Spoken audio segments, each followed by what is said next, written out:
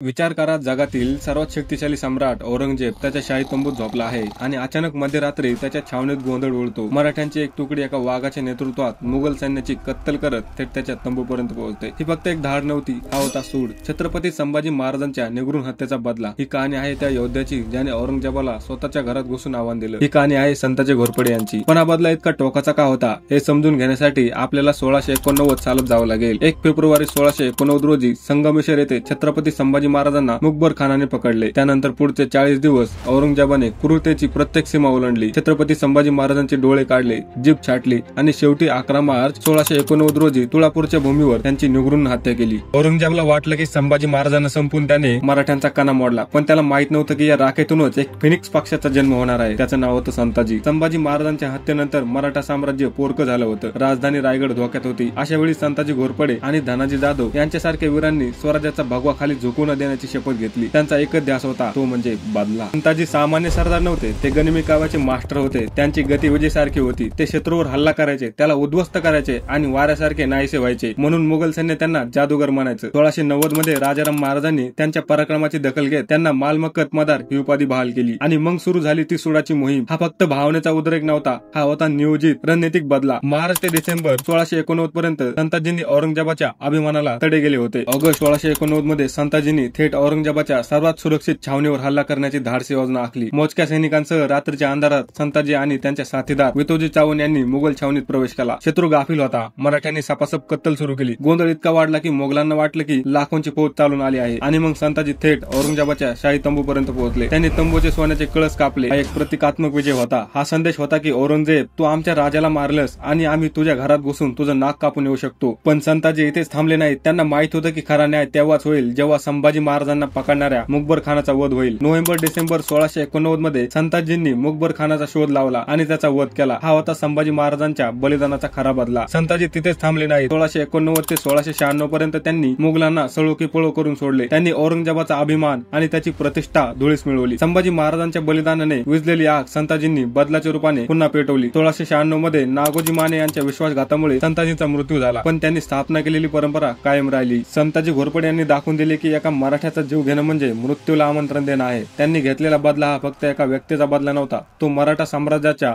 स्वाभिमानाचा हुंकार होता. संताजी प्रमाणे धनाजी जाधव यांनी मुघलांच्या मनात धडकी भरवली होती. गनिम आला रे आला, धनाजी संताजी आला, ही लोकप्रिय म्हण कशी जन्माला आली आणि या दोन वीरांनी एकत्र कसे औरंगजेबाला हैराण केले हे जाणून घ्यायचं असेल तर छत्रपती संभाजी महाराजांचा जन्म कधी झाला हे मला कमेंट मध्ये सांगा.